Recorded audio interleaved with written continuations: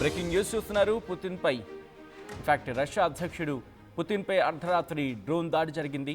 నోవ్గోరోడ్లోని Putin నివాసంపై attack జరిగింది. దాడికి సంబంధించిన వీడియో సీసీ ఫుటేజ్ని విడుదల చేసింది రష్యా రక్షణ శాఖ. దాడులను సమర్థవంతంగా తిప్పికొట్టామంటూ చెప్పుకొచ్చింది రక్షణ శాఖ.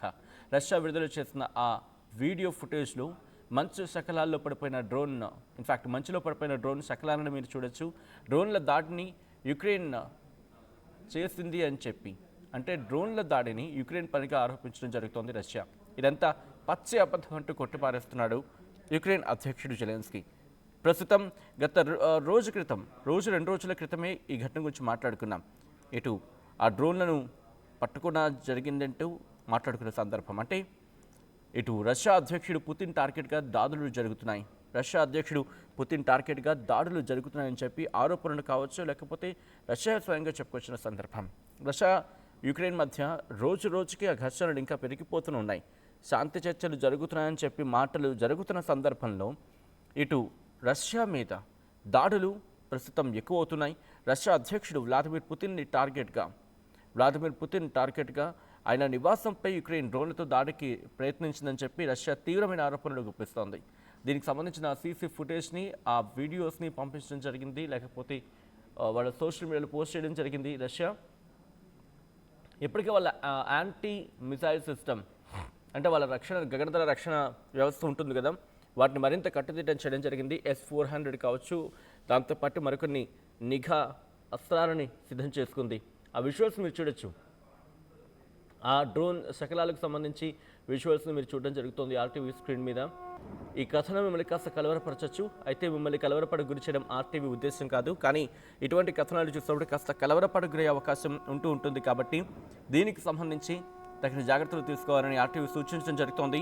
ఒకసారి ఆ విజువల్స్ మీరు చూస్తున్నారు. సైరన్స్, అక్కడ ఎమర్జెన్సీ అలర్ట్స్ ఇస్తున్న సైరన్స్.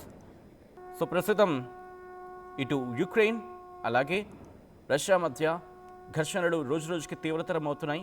రష్యా విదేశాంగ మంత్రి సెర్గీ లావ్రోవ్ ఆయన ఏమంటున్నారంటే, నోవ్గోరోడ్ ప్రాంతంలోని పుతిన్ నివాసంపై డిసెంబర్ 28 రాత్రి నుంచి 29 సోమవారం తెల్లవారుజామున ఈ సందర్భంలో ఈ టైం 28 నుంచి 29 ఆ మధ్యకాలంలో యుక్రెయిన్ ఏకంగా 91 లాంగ్ రేంజ్ డ్రోన్స్తో దాడికి పాల్పడిందని చెప్పి ఇక్కడ రష్యా రక్షణ మంత్రిత్వ శాఖ చెప్పడం జరుగుతోంది. అయితే రష్యా గగనతల రక్షణ వ్యవస్థ వాటన్నింటినీ సమర్థవంతంగా ఎదుర్కొందని చెప్పి, వాటిని తిప్పికొట్టిందని చెప్పి, అలాగే పుతిన్ ఇంటికి ఎటువంటి ఇబ్బంది జరగలేదు. ఆ ఫుటేజ్ వాళ్ళు చూపిస్తున్న క్రమంలో అవి చాలా దగ్గర వరకు వచ్చేసాయి, పుతిన్ ఇంటి దగ్గర వరకు వచ్చాయనేది ఇంకొక వీడియోనో లేకపోతే ఒక ఫుటేజ్ను చక్కర్లు కొడుతోంది. బట్ ఇది మనం ఆథరైజ్ చేయలేం, ఎందుకంటే ఇది రష్యా రక్షణ శాఖ రిలీజ్ చేసిన ఫోటో. సాధారణంగా మనం చూస్తూ ఉంటాం, యుద్ధ సమయాల్లో ఇటు ఒకరిపై ఒకరు ఆరోపణలు గుప్పించుకుంటూ ఉంటారు, ఒకరిపై ఒకరు విమర్శనాస్త్రాలు సంధిస్తూ ఉంటారు. సో వాళ్ళు ఇచ్చిన ఫుటేజ్ని బేస్ చేసుకుని మాట్లాడే సందర్భం మాత్రమే ఉంటుంది. ఇటు రష్యా చెప్పిన మాటలు బట్టి రష్యా వర్షన్ ఇదని చెప్పి, అండ్ యుక్రెయిన్ చెప్పిన వర్షన్ బట్టి యుక్రెయిన్ చెప్పిన వర్షన్ ఇదని చెప్పి మాట్లాడడం జరుగుతోంది రష్యా రక్షణ శాఖ. సరైన టైంలో ప్రతీకారం తీర్చుకుంటామంటూ హెచ్చరిస్తోంది. అంటే ఇప్పటికే శాంతి చర్చలు కొలుక్కొస్తున్నాయి. కొద్ది రోజుల క్రితం ట్రంప్ మాట్లాడాడు, ట్రంప్ సర్ది చెప్తున్నాడు, ఇద్దరి మధ్య కూడా ఒక సయోధ్య కుదురుతుంది. బహుశా ఇంకొక 2-3 వారాల్లోనే ఒక ప్రొడక్టివ్ డిస్కషన్ జరగబోతుంది. ఎందుకంటే కీలకమైన వ్యక్తులు ఒక భేటీగా ఏర్పడి చర్చిస్తున్న క్రమం, కీలకమైన వ్యక్తులంతా కూడా. సో దీన్ని ఉగ్రదాడిగా అభివర్ణించడం జరుగుతుంది రష్యా రక్షణ శాఖ. రష్యా విడుదల చేసిన వీడియోలో ఆ విజువల్ మీరు చూస్తారు చూడండి, పూర్తిగా మంచులో కప్పబడి ఉన్నాయి ఆ డ్రోన్ శకలాలన్నీ కూడా. సో అది వాటిని మేము పేల్చేసాము, అంటే గాల్లో ఉండగానే ఆ డ్రోన్స్ని మేము పేల్చేయడం జరిగిందని చెప్పి రష్యా రక్షణ శాఖ చెప్పుకొస్తోంది. అయితే రష్యా ఇదంతా కోరుండి చేస్తోంది, ఇది రష్యా ఆరోపణ మాత్రమే అని చెప్పి యుక్రెయిన్ అధ్యక్షుడు జెలెన్స్కీ అంటున్నాడు. శాంతి చర్చలను పక్కదారి పట్టించేందుకు రష్యా ఇలాంటి ప్రయత్నాలు చేస్తోంది, ఇదంతా ఫేక్, ఇదేం మేమెందుకు చేస్తాం, మేము కూడా శాంతి కామికులమే కదా, మేమే ముందు శాంతిని కోరుకుంటున్నాం, అలాంటిది మేమెందుకు చేస్తాము అని వాళ్ళ వర్షన్. మీరు చూడొచ్చు ఆ డ్రోన్స్కి సంబంధించి విజువల్స్ అవి ఏకంగా 91 డ్రోన్లను పేల్చేస్తామని చెప్పి రష్యా చెబుతోంది. మీకు గుర్తుంటే కనుక ఆపరేషన్ సింధూర్ సందర్భంలో కూడా ఇటు మన భారత బృందం రష్యాకు వెళ్తున్న క్రమంలో అప్పుడు కూడా ఒక దాడి జరిగింది వాళ్ళ విమానాలకు సంబంధించి. సో ఆ తర్వాత వాటిని కాపాడుకుంటూ వెళ్ళిన సందర్భం ఇలా అప్పుడు కూడా మాట్లాడుకోవడం జరిగింది.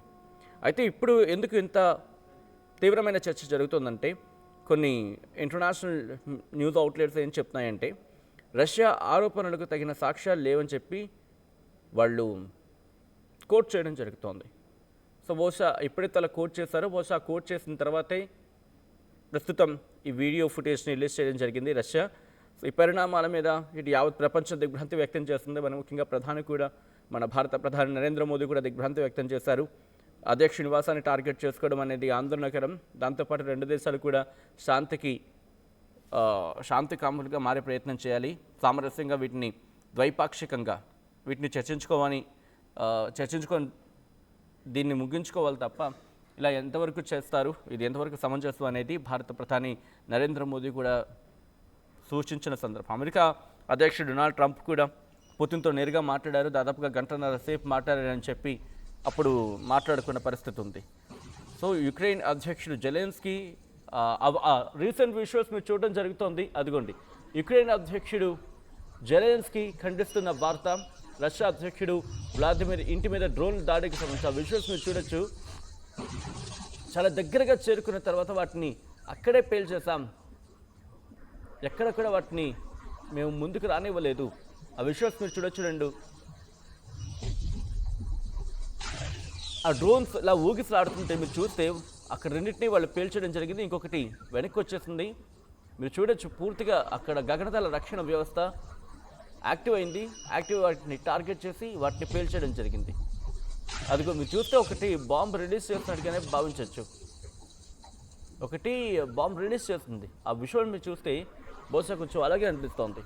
అదిగో మీరు చూస్తే కనుక అలా స్వింగ్ అయ్యేలా అలా ఊగిసలాడాయి.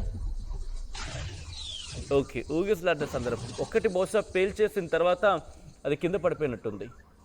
అది కరెక్ట్గా మీరు చూస్తే 28/12/2025 అర్ధరాత్రి 2:14 అదిగో పేల్చేసిన. ఓకే, ఆ పేల్చిన తర్వాత కింద పడినట్టుంది. బహుశా దాంట్లో ఉన్న మిజైల్ సిస్టమ్ ఏదైనా కింద పడిందో లేకపోతే ఆ టైంకి ఏమైనా ట్రిగ్గర్ చేశారు. దానికి అఫ్కోర్స్ క్లారిటీ రావాలి. పుతిన్ ఇంటి మీద దాడికి సంబంధించిన విజువల్స్ మీరు చూడడం జరుగుతుంది RTV స్క్రీన్ మీద. అసలు ఎందుకు ఇవన్నీ చేయడం, అసలు ఇదంతా అవాస్తవం. అసలు పుతిన్ మీద మేము దాడి చేయలేదు, ఇది కావాలనే రష్యా చేస్తోంది.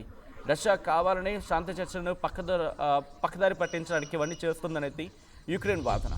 సో మీరేమంటారు? యుక్రెయిన్ వాదన సమంజసం అనుకుంటున్నారా, లేకపోతే రష్యా అధ్యక్షుడు వ్లాదిమిర్ పుతిన్ అంటున్న మాటలు, అంటే మరి ముఖ్యంగా రష్యా అంటున్న మాట, వాళ్ళ రక్షణ శాఖ అంటున్న మాట కరెక్ట్ అనుకుంటున్నారా?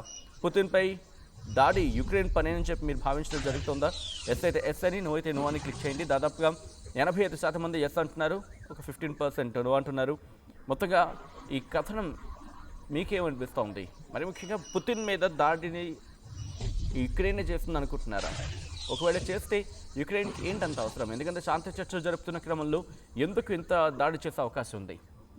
మీ అభిప్రాయం ఏంటనేది కామెంట్ చేసే ప్రయత్నం చేయండి. ఈ కథనం మిమ్మల్ని కాస్త కలవరపరచవచ్చు. అయితే మిమ్మల్ని కలవరపడ గురి చేయడం RTV ఉద్దేశం కాదు, కానీ ఇటువంటి కథనాలు చూసినప్పుడు కాస్త కలవరపడ గురయ్యే అవకాశం ఉంటుంది. కాబట్టి దీనికి సంబంధించి తగిన జాగ్రత్తలు తీసుకోవాలని RTV సూచించడం జరుగుతోంది. ఒక్కసారి ఆ దాడికి సంబంధించిన విజువల్స్ చూద్దాం.